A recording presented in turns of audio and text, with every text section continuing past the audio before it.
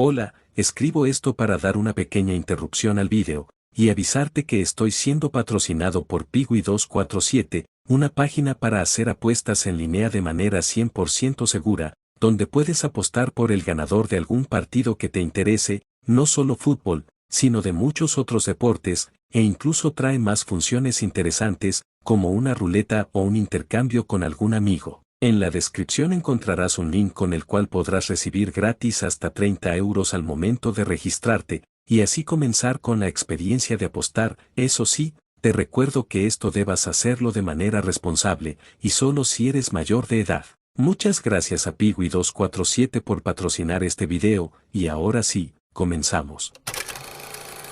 Como ustedes saben, en el año de 1938 se jugó el que para varias personas de aquella época sería el último mundial de fútbol, y la verdad no dejó un buen sabor de boca, pues incluso al final del partido decisivo entre Italia y Hungría, varias personas sabían desde el principio que toda la selección italiana jugó literalmente por su vida. Incluso se volvió sumamente conocida una cita real del portero húngaro de aquella final, Antal Szabo, el cual confesó lo siguiente: nunca antes me había sentido tan bien por una derrota de 4 goles, pues si bien perdimos, le salvé la vida a otros 11 hombres. Con esto dicho, claramente era una gran incógnita si en verdad se continuaría con la copa en el futuro. Sin embargo, hay cosas las cuales quedaron como secretos a voces desde el mundial anterior, y que prácticamente fueron consideradas como leyendas urbanas. Y es que la FIFA, en secreto, según se cuenta, había pactado con Alemania para organizar el Mundial del 42. Sí, no es una broma, no es un invento reciente de Infantino, ni mucho menos es algo bonito. Les explico. Cuenta la leyenda que en un principio el orgullo alemán, por el adoctrinamiento de parte de los líderes de esa época, los llevó a postularse como una de las posibles candidatas a organizar el Mundial. Pero como saben, al final se escogió a Francia, por ser justamente el país de origen del señor Jules Rimet, por lo que decidió hacer un pacto en secreto con los líderes de la Federación Alemana de Fútbol para que dejaran a uno de sus máximos enemigos, a nivel político, organizar la edición que se avecinaba, con la condición de que sí o sí el siguiente mundial era el suyo. Esto lo hizo en secreto por varias razones, ya sea porque Don Bigotín estaría muy molesto y solamente de esta manera saldría convencido de que le den la sede a uno de los aliados. Y segundo, si le exponían al mundo, claramente acusarían a la FIFA de ser una organización corrupta y mentirosa, por nuevamente no respetar el tema de rotación de continentes. Así que esta fue una manera muy bien pensada de calmar las aguas, y ya después meditaron en un futuro no muy lejano. Cosa que al final no pasó. Como ustedes saben, el 1 de septiembre de 1939, Don Bigotín mandó a varias de sus tropas a territorio polaco, con la intención de invadir y anexar a su país, justo como lo hicieron con Austria un año atrás. Sin embargo, aquí hay varios antecedentes que poco a poco iban llenando el cántaro hasta finalmente romperlo, lo cual hizo que Reino Unido y Francia le dieran un ultimátum a Alemania para que sacara todas sus tropas de territorio polaco lo más pronto posible, a más tardar el 3 de septiembre.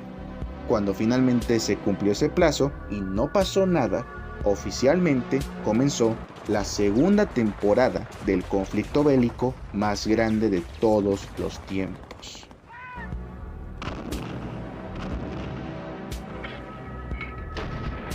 Bien, no me extenderé mucho en esta parte de la historia, pues a este punto de la vida, varias personas aquí saben cómo inició, cómo se desarrolló y cómo terminó esto. Si no, hay un montón de documentales, un montón de películas, un montón de libros que pueden estudiar mejor este tema. Pero aquí, en este canal, solamente vamos a escuchar lo que nos interesa, que es el tema futbolístico.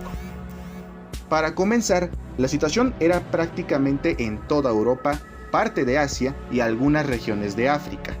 que estaban de verdad muy dañadas, por lo que en varios países el fútbol se detuvo prácticamente por completo, y solamente en algunos cuantos, la gran mayoría o neutrales o a favor de las potencias del eje, este continuó hasta donde la situación lo ameritaba. De hecho, el máximo antagonista de la serie, Alemania, estaba disputando el campeonato alemán de manera relativamente normal, pues durante gran parte del conflicto no estaban en un auténtico riesgo. Pues como saben, los aliados, y sobre todo la URSS, pudieron entrar a territorio alemán hasta el 44 y 45,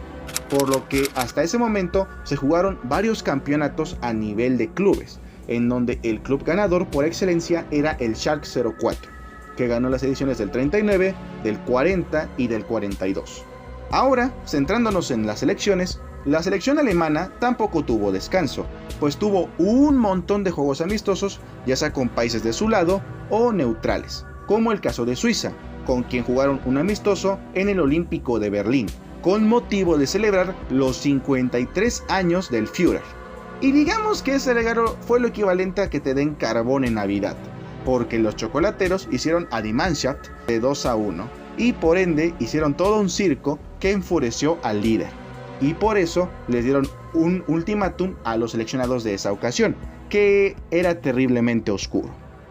Si ustedes vuelven a perder, serán enlistados en el ejército.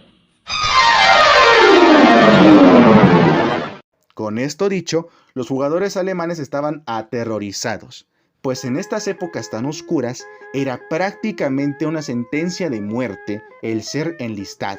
y por ello se propusieron no perder ningún otro partido como locales. Fue con esto que jugaron ante dos países que eran potencias del eje. Los partidos, por cierto, fueron como visitantes, como Hungría, a quien derrotaron por 5-3,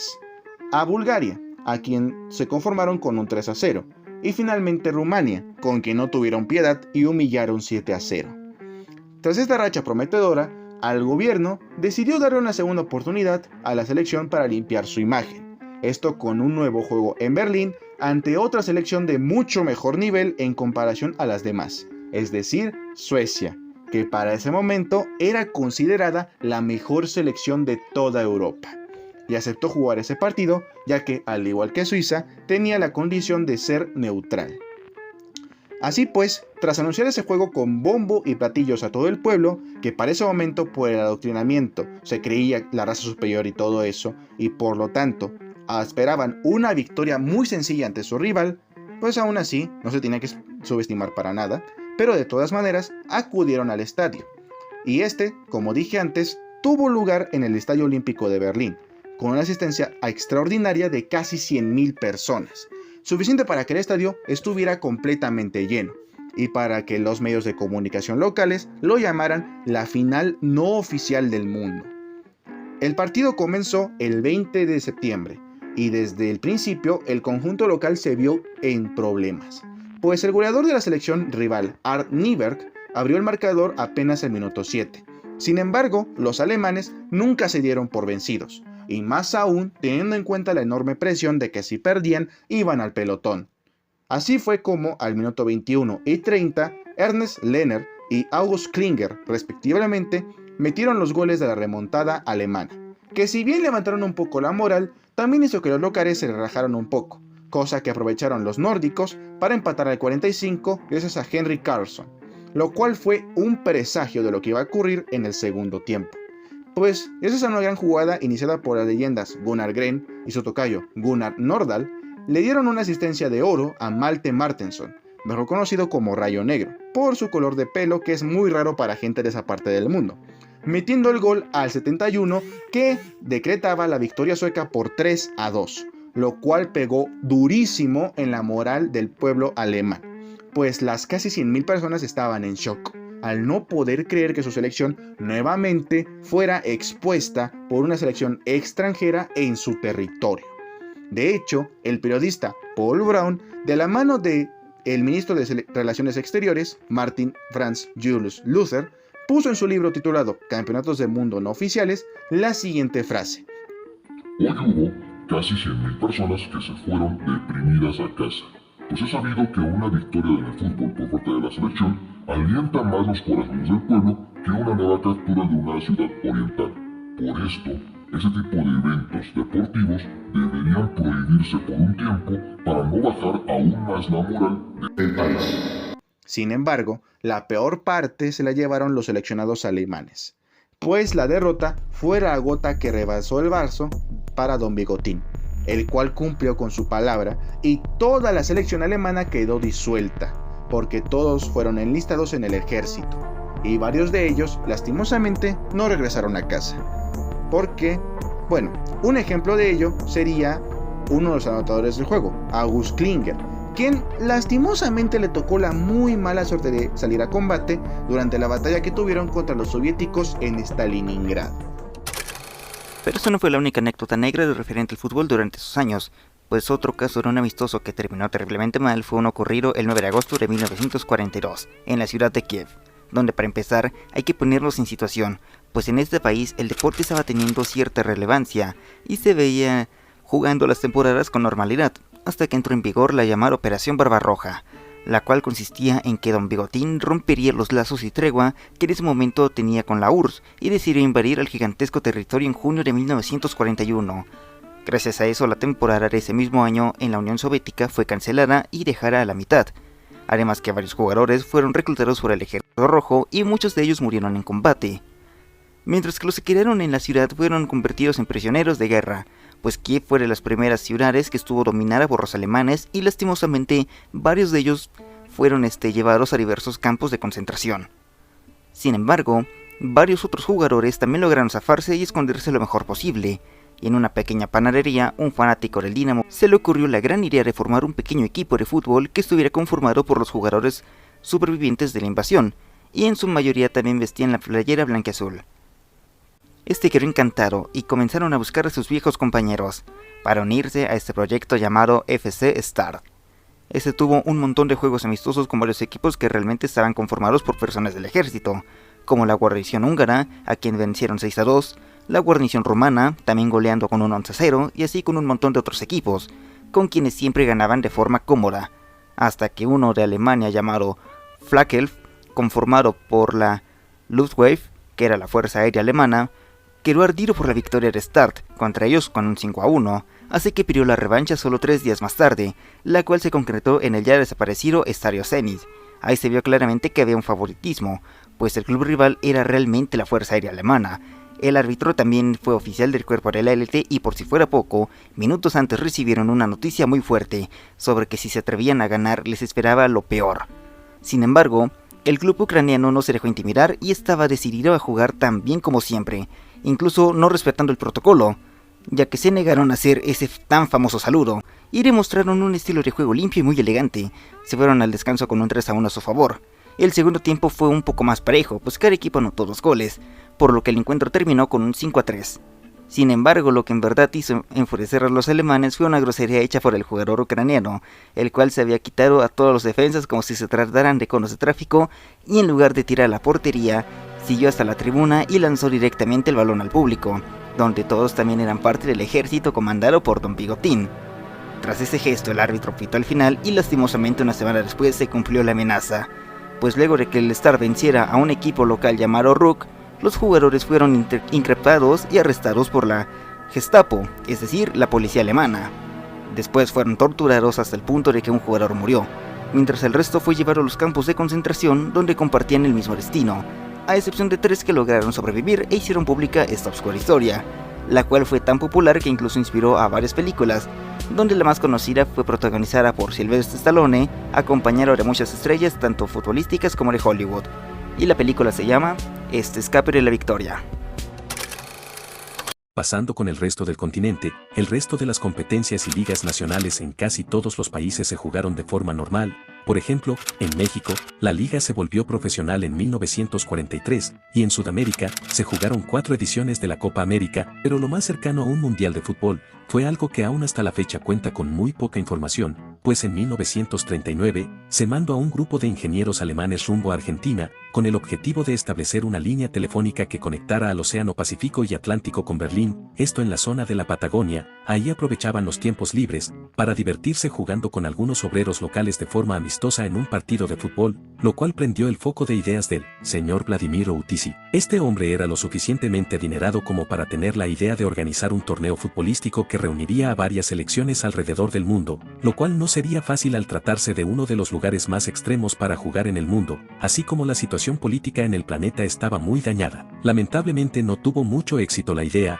al atravesarse un montón de problemas, como el transporte, o el hecho de que nadie quería jugar con alemanes, ni mucho menos la FIFA se molestó en ofrecerles apoyo para trasladar el trofeo o convocar a varios países, por lo que en un principio parecía imposible que la idea prosperara, hasta que de repente UTC se dio cuenta que en el lugar de construcción, no solo trabajaban alemanes, sino que también estaban de varias nacionalidades, tanto americanas como europeas, y dieron en total hasta 8 equipos, mapuches, compuesto por argentinos y chilenos, España, Italia, Inglaterra, Polonia, guaraníes, franceses y por supuesto, Alemania. Este torneo fue prácticamente uno de barrio, y al mismo tiempo se hizo a las asentaderas, ya que no hubo publicidad por ningún lado, pero sí hubo un reportero contratado específicamente para recolectar información y pruebas de que el torneo se jugó, además que se usó un espacio de pasto completamente vacío, el cual se cortó con un machete para que se definiera bien el terreno de juego, además que se colocaron porterías improvisadas con tubos de acero y sin redes, además de otras cosas que dejaron entrever lo muy curioso que fue este torneo.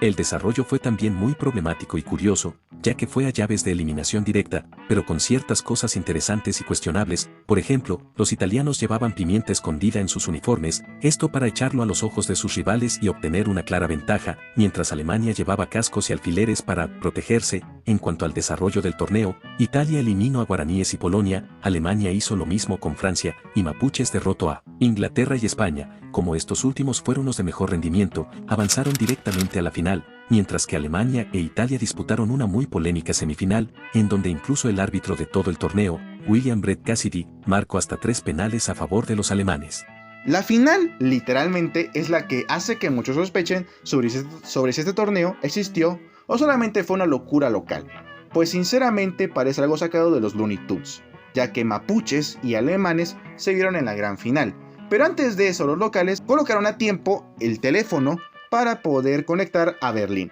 y avisar por adelantado su futura victoria en la final y demostrar como siempre la superioridad de la raza aria. Sí, otra vez la soberbia estaba presente y eso era un mal presagio, más aún cuando los mapuches hicieron una danza tradicional para solicitar el apoyo de los dioses y que les dé suerte en el partido, lo cual hizo que repentinamente comenzara una tormenta muy fuerte que incluso hizo que el balón desapareciera, por lo que en un principio el juego fue suspendido, hasta que de repente sonó el teléfono para preguntar por el marcador final, y en ese momento cayó el balón desde el aire, rebotó en la cabeza de un atacante mapuche para que sin querer fuera directo a la portería alemana, y así los locales se proclamaron campeones del mundo venciendo por la mínima. Yo no quiero decir nada, así que mejor se los dejo a ustedes. ¿Qué dicen? ¿Esto es una fantasía o es una realidad?